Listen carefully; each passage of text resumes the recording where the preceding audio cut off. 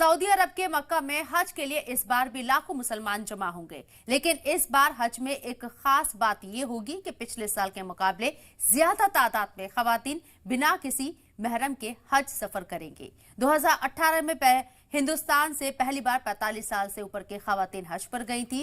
उस साल 29 रियासतों में से 1308 मुस्लिम खवातीन ने इसके लिए एप्लीकेशन दी थी और जिनकी तादाद इस साल अब 4000 से ज्यादा हो गई है।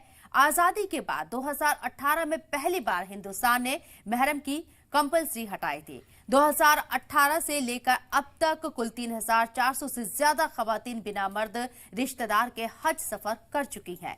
आज दिल्ली से 39 खवातीन बिना महरम के मक्का के लिए रवाना हुई हैं। इस मौके पर दिल्ली स्टेट हज कमेटी के चेयरपर्सन कौसर जहां और मरकजी वजीर मीनाक्षी लेखी मौजूद रही। पहले सुनिए इन दोनों ने क्या कहा, फिर आज की बहस का आगाज करते हैं।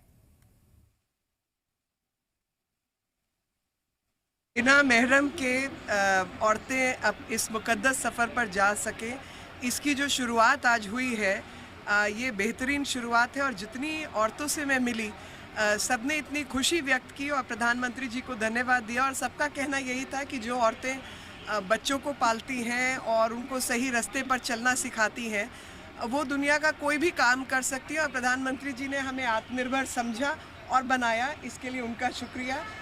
क्योंकि ये सफ़र जो है कभी लोगों को लगता है कि आसान नहीं है। और कई औरतों ने ये भी कहा कि इस उम्र में हम इस उम्र के हो गए और तब भी ये नियम बनाया हुआ था कि बिना महरम के आप जा नहीं सकते।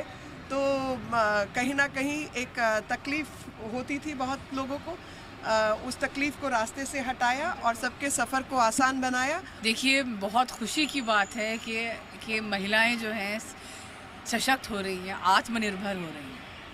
और इस बार ऐसी महिलाओं की संख्या सबसे ज़्यादा है। इस बार केवल दिल्ली से 39 ऐसी महिलाएं जा रही हैं, जो कि बहुत ही अच्छी बात है। और पूरे भारत से 4000 ऐसी महिलाएं जा रही हैं। और इन महिलाओं को हर तरह की सुविधा या हर इनकी यात्रा आसान हो, इसमें केंद्र सरकार ने पूरा समर्थन दिया है। और मैंने भी पूरा प्रयास किया है अपनी तरफ से। तो किसी तरह की दिक्कत हो, कुछ हो, वो बिल्कुल हमारे लोगों से संपर्क करें, उनकी हर तरह से सहायता की जाए।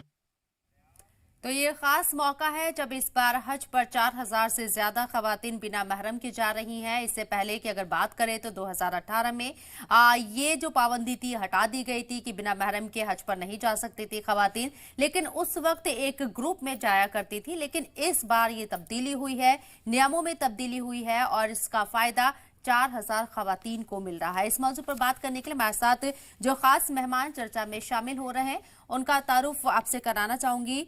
हमारे साथ अल हज मौलाना साजिद रशीदी साहब मौजूद हैं बात करने के लिए, प्रेसिडेंट ऑल इंडिया इमाम एसोसिएशन से, और लोग भी हमारे साथ चर्चा में जुड़ेंगे। मौलाना साहब, इस्तकबाल है आपका जी सलाम में। इस बार जो खवातीन के लिए छूट मिली है, जो पाबंदी हटाई गई है, बिना महरम के 4000 खवातीन हिंदुस्तान से जाएंगी हज करने के लिए, कैसे आप देख रहे हैं?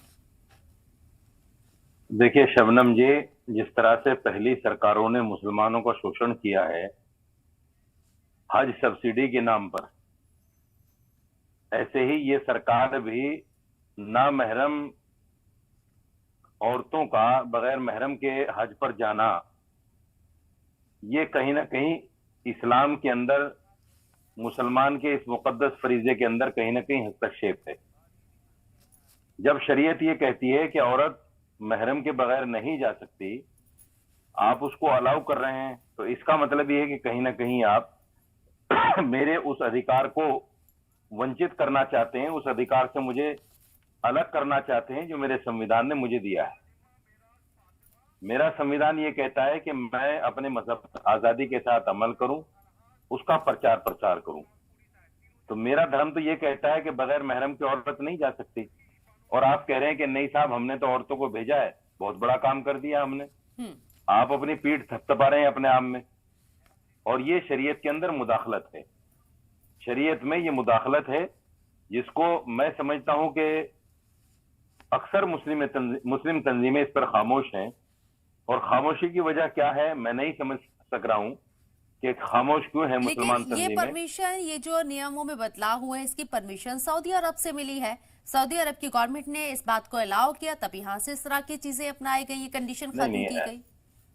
ऐसा नहीं है कि सऊदी अरब की तरफ से ये अलाउ हुआ है। ये अलाउ सऊदी अरब की तरफ से नहीं हुआ, बल्कि यहाँ की हुकूमत ने इसको इजाजत दी है बगैर महरम के जाने की। हम्म। अब सवाल ये है कि हुकूमत टू हुकूमत कुछ ऐसी चीजें होती हैं जिनके मिल बैठकर बातें होती हैं, समझे। दूसरे ये है कि जो उनके सामने बात रखी गई वो मैं समझता हूं कि गलत तरीके से उसको रखा गया है सऊदी हुकूमत के सामने, क्योंकि यहाँ मसलकों का बड़ा अंतर है शबनम जी। अलग अलग मसलम के लोग, अलग अलग मकतबे फिक्र के लोग, अलग अलग स्कूल ऑफ थॉट्स के लोग रहते हैं। कुछ लोगों के नजदीक ये बगैर महरम के जाना ठीक है, कुछ लोगों के नजदीक जाना बिल्कुल ठीक नहीं। जैसे मैं हनफीउल मसलक हूं, हनफीउल मसलक में औरतों का बगैर महरम के जाना ठीक नहीं है, इसलिए मेरे हिसाब से तो ये बिल्कुल गलत हुआ है। अगर सऊदी गवर्नमेंट का भी मैं मान लूं कि सऊदी गवर्नमेंट ने इजाजत दी है तो उन्होंने भी गलत किया है। कुरान और हदीस जो हमारा बेसिक थॉट्स है इस्लाम का, उसके खिलाफ ये बातें जा रही हैं। किसी भी औरत का बगैर अपने महरम के अपने देश के अंदर ही सफर करना गलत है, क्योंकि उसके साथ शरीयत ने औरत की हिफाजत के लिए सारी चीजें देखकर तब औरत के लिए फैसले किए हैं।